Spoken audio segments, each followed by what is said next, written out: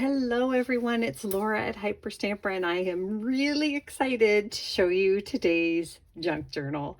So let me start out with this. Raggedy Ann means a lot to me. This is my Raggedy Ann doll from the same decade that this book was published in the 60s. I still have her, and so you can see that this series of books is very special to me. I have a whole whack of Raggedy Ann storybooks, some from the 30s and 40s. This one is from the 60s, so it's over 60 years old.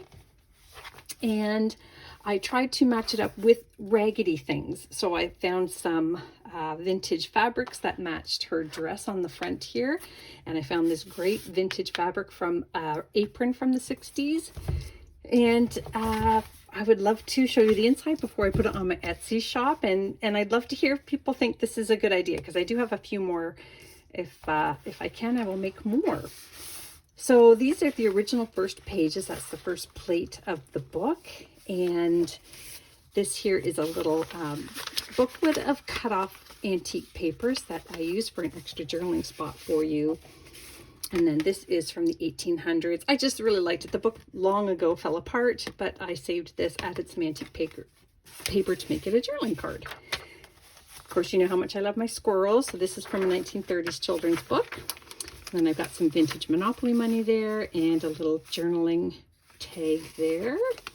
Really fun clusters and an antique math book page. And then this is an 1850s plate, a Hogarth engraving plate. And then this is a vintage bird book page, Birds of North America.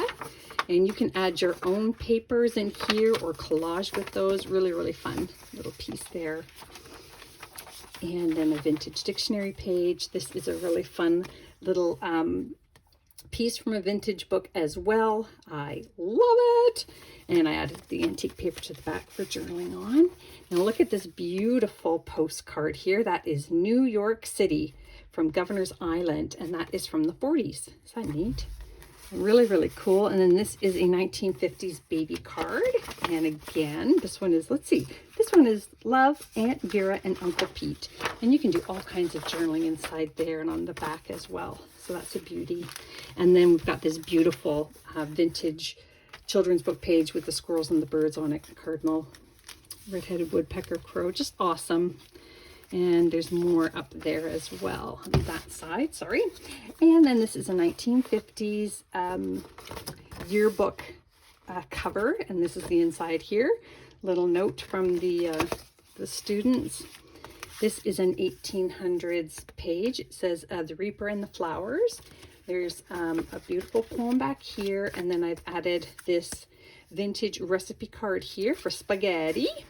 And then I made this vintage tag out of 1920s budgie book.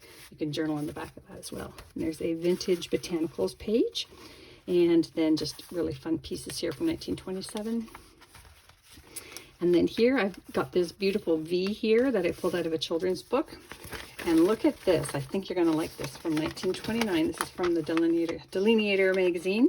Look at these gorgeous shoes. Like, who wouldn't wear those today, 100 years later? Isn't that beautiful? And then these wonderful recipes for chocolate on the back, for baker's chocolate. Just a beautiful full color piece. Exquisite. Here's a nice 1930s children's book page I made into a pocket. And this is a little page here from this Raggedy Ann book. And I added a little bit of antique paper there for journaling. And then this is another floating pocket here, and I've got one of Stacy's receipts here from the 50s, Maple Grove Dairy, and a very old playing card. A great children's book page image there, and journaling spot on the back. So lots going on there, and that's all mounted on top of a vintage Birdwatchers book page. More clusters. This is just a really pretty inside page of a vintage book. I love the full color.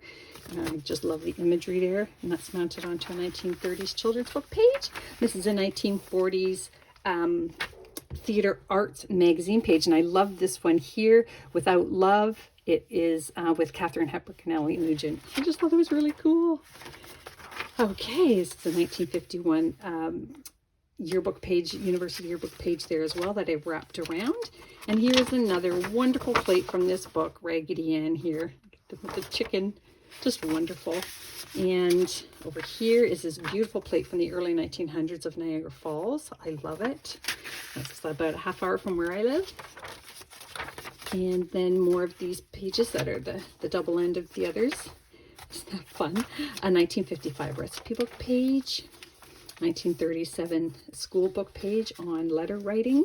And then this here is from 1957, the Illustrated London News, a very, very popular magazine right from the 1800s through. And I love this one here, champagne cider, also in baby bottles. Isn't that great? I love this image here for bookkeeping. This is the 1970s Chantilly lace, so vintage, 50 years old. This pocket here is from a very early math book. And then this here is from a 1920s magazine on temperature. Isn't that cool? Lots of journaling space back there. And then back here, I've added, this is a 1970 letter of a woman who won a contest to go on a trip to London and Spain, I believe. Is that cool? So yeah, it's just a neat little piece. And what's over here? Oh, there's lots going on here too. So really beautiful pocket plate here. Another 1930s piece here, a blank vintage recipe card, never got used. Look at this wonderful card here. This is another one of these edu cards. A is for Apple. It is stunning. It's original, as is everything in my journals. Here's a really cool travel ticket that goes with the contest announcement. And then vintage ledger sheet, another wonderful vintage children's book page, 1950s doily making page. Look at that beautiful doily set. Gorgeous. Here is a plate from an antique book that you can journal on the back of. Another cute little pocket there from the 30s. That's from the early 1900s. This is from 1904. That is Stratford in England. We have a Stratford here in Ontario. And then this I just thought was really fun. I added this old book cover just because I loved the colors. You can journal here.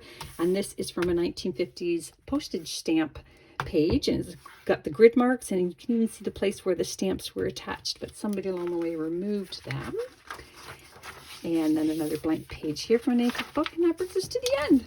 I hope you love it as much as I loved making this very, very special journal. You can find this and all of my other journals at hyperstamper.etsy.com with a capital H. And please subscribe. We'll see you soon.